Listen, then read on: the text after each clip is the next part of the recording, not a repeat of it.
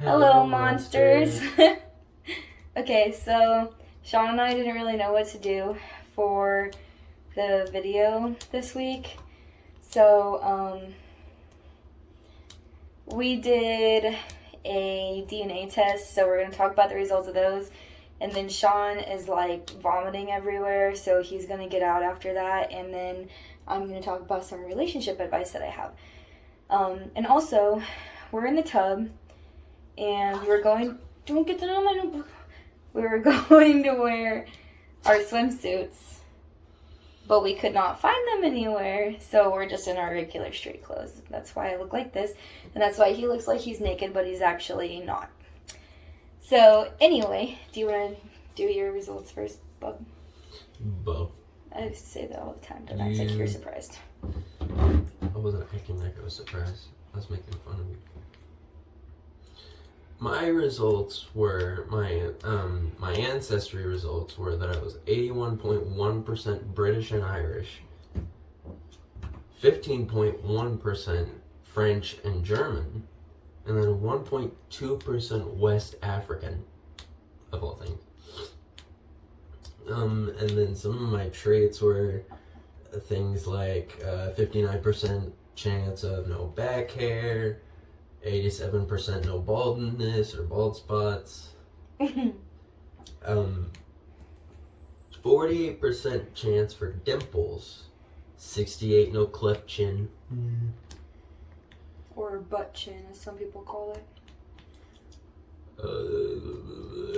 50% chance of having dandruff. Yeah. He's got real bad dandruff.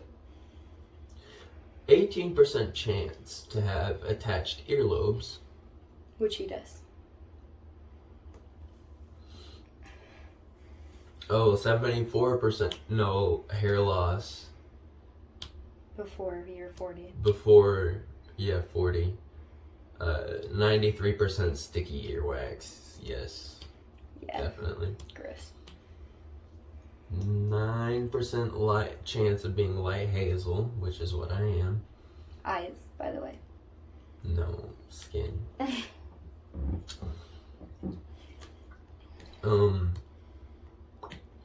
66% chance of having a longer ring finger, which I do. Longer than my index finger.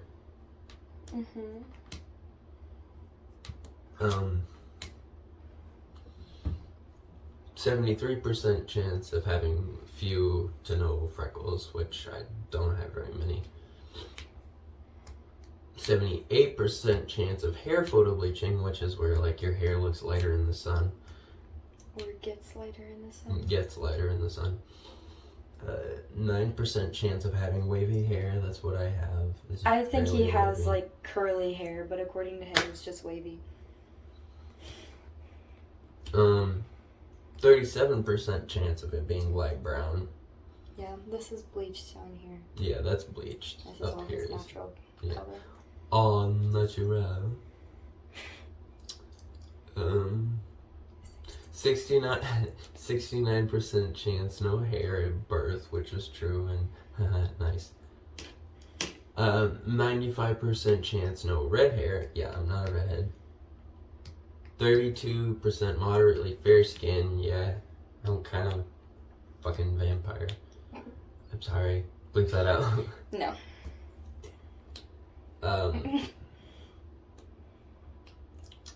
55% chance Of having stretch marks. Yeah, I have stretch marks. 58% what? Percent chance longer big toe than ring or like index toe. And 49% chance of little bit of a unibrow. Yeah, my eyebrows are kind of far apart, but there's a lot of hair between there. But it's like light hair. And 58% no widow's peak. Yeah, no, I got cornrows up here. Is that not a widow's peak right there? Yeah, it's kind of a widow's peak, yeah. I don't know, man. Okay, and then I got 56% British and Irish, and 42.4% French and German. She got like evenly split up between Yeah. 4 different things. Yep. And then there's a 48% chance of having dimples, which I don't really have dimples like whenever I just smile, but if I'm smiling like really big, I get one cute little dimple like right there. 91% of having no cleft chin, which I don't. 62% chance of having dandruff. 83% chance of detached earlobes. Yeah, those things are loose, man. 90% chance of having wet, sticky earwax. 20% chance of having light hazel eyes, which they were like poop brown for a really long time, so I don't know. 54% chance of a longer ring finger. 48% chance of lots of freckles, which I don't know if you can see, but I have lots of freckles. 84% chance of hair photo bleaching. 43% of slightly wavy hair, which I don't know. I used to have like pin straight hair, so yeah, I don't know. 33% chance of dark brown hair, which I have when I don't have it dyed. 54% chance of little to no hair at birth, which I don't think I had a lot of hair, but I haven't really ever asked my mom about that. 94% chance of having no red hair, 3% chance of having olive skin tone, 75% chance of having stretch marks, which I have a lot of, 51% chance of having a longer second toe, 52% chance of having a little bit of a unibrow. Okay. I have to tweeze it a lot. And 74% chance of no widow's peak, but I thought that this right here was a widow's peak, so I don't know, man. Yeah, now Sean's gonna go away and we're gonna have a heart-to-heart about relationships, man. Okay, so a little bit of a change in scenery, but now I am going to just tell you the advice that I have about relationships. So the first thing is to make sure you always communicate.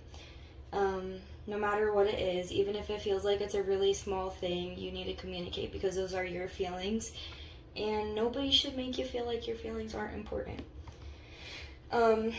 Next, I think it's important to know that not everything is always going to be 50-50. Some days you're going to have a bad mental health day, so it might be 75 for your significant other and 25 for you. But you just have to both understand that that's how things are going to happen sometimes. You're human, and you can't help that.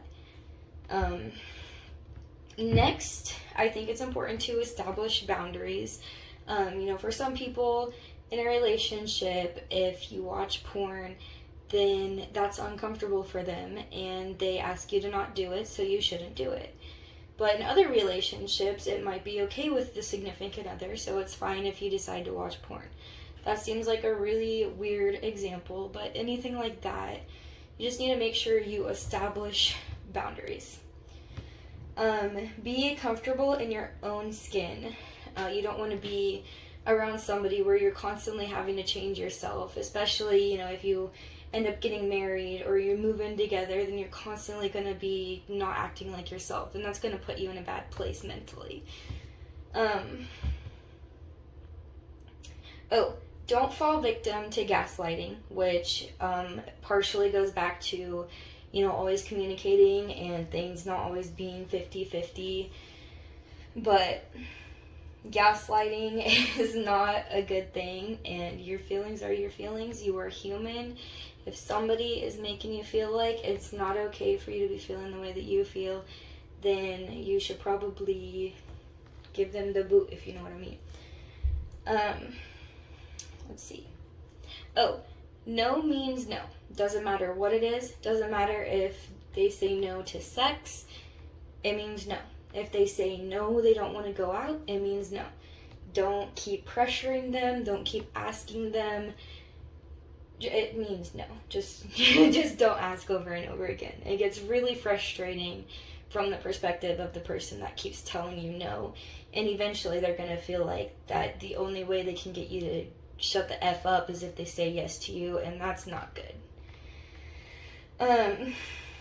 Listen to your gut and listen to red flags.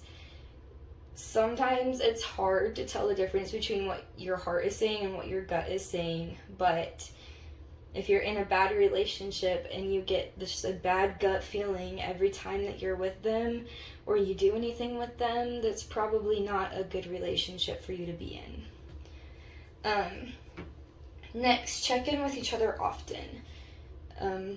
Like I said, sometimes you can have bad mental health days, and it's always nice to just talk to your significant other about what's going on. And that's another thing that just goes with communication. It's good to know how you guys are doing and just communicate that with each other. So don't be afraid to have fun.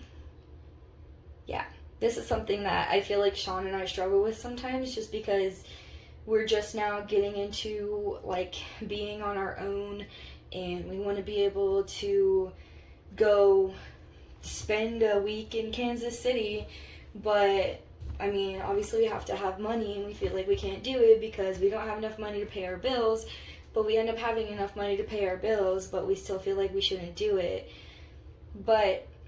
And also people tell us we shouldn't do it. But sometimes it's okay to have fun. Sometimes you need to have fun, and you need to get out and you need to live a little bit. Like, it's just important to do that sometimes.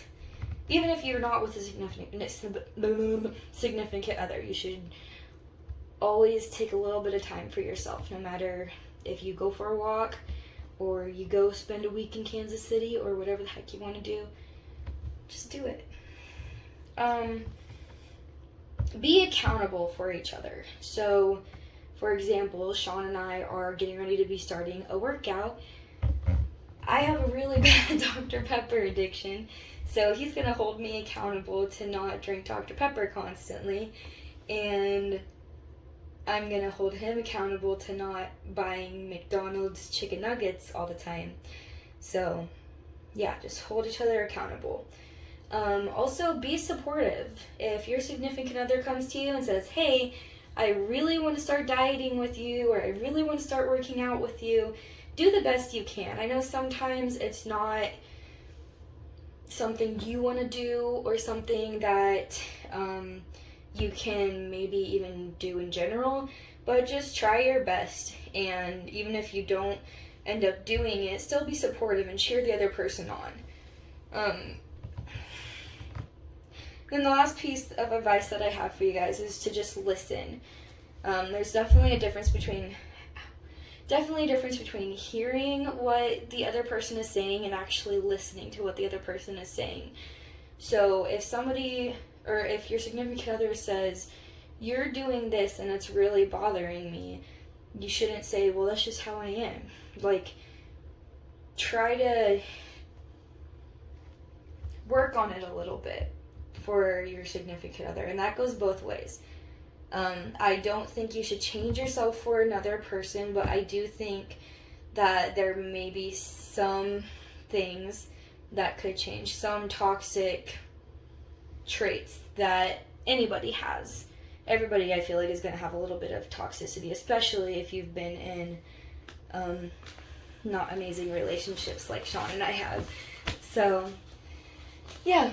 That's a bunch of random, I keep dropping everything, random relationship advice and random stuff, but we weren't really sure what to do this week, so that's what we did.